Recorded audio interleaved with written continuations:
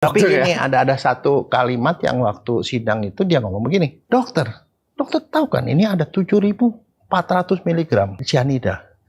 Dia minum, orang lihat dia minum dan kemudian dia muntah-muntah dan mati. Masa dokter bilang dia matinya nggak karena cyanida? Ini cyanida loh. Iya. Saya bilang gini, kalau di forensik kita ngomong soal chain of custody. Chain of custody itu perjalanan barang bukti. Jadi misalnya contoh, dokter Richard kirim ke saya datang, dok, saya mau periksa nih, ini anak saya bukan.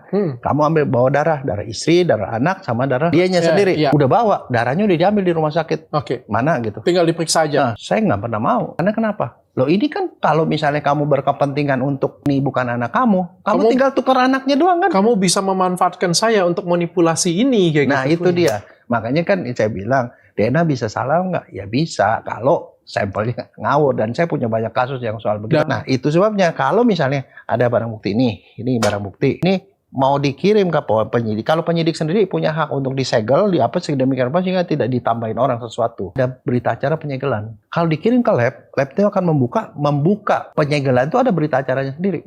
Bahwa yang ini kondisi sama. Begitu selesai ini dibungkus lagi, ada berita acara lagi, balik lagi. Supaya jelas bahwa yang diperiksa ini memang betul barang dari tempat yang asli. Manusia ini kan nggak bisa dimasukin racun ke dalam. Manusia ini masuk ke rumah sakit. Tapi kalau minumannya bisa ditambah-tambahin. Ya saya nggak tahu, saya nggak ngomongin, saya ngomong soal manusia ini. Manusia ini meninggal di rumah sakit, dan rumah sakit dibawa ke Darmais. Kayak gitulah bentuknya ya. Ya, begini dari Darmais sih tahu di ruang itu kan nggak mungkin orang nambahin sesuatu ke dalam darahnya kan, ke dalam hatinya. Habis itu diperiksa. Nah yang periksa bukan saya pula. Yang periksa pertama itu puslapor, yang periksa setelah 3 hari juga puslapor, dan hasilnya itu 0 terus jadi 0,2. 0,2 saya bilang impossible, itu berasal dari yang pertama. Kalau logikanya masuknya banyak, itu jadi sedikit karena nguap. Ya dong. Tapi kalau di sini negatif berarti ya negatif lah. Di sini ada pun 0,2 itu terlalu minim. Nah, sekarang kan saya bilang cyanida tuh ada di sekeliling kita loh. Ada di apel ya katanya ya. Kamu ngerokok.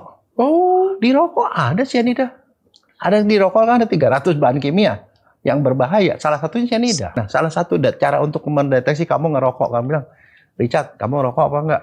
Saya punya tes nih. Saya pernah bikin tes. Ditaruh di lidah kamu, set jadi biru. Ah, kamu bohong. Kamu ngerokok tadi. Oh, itu aja bisa terdeteksi. Thiocyanate yang dideteksi. Dan itu ada banyak. Di apel ada, di aprikot ada, di plum ada, terus di singkong ada. Jadi cyanida itu ada di banyak macam. Cuman cyanida yang masuk ke badan kita tuh didetoks di hati.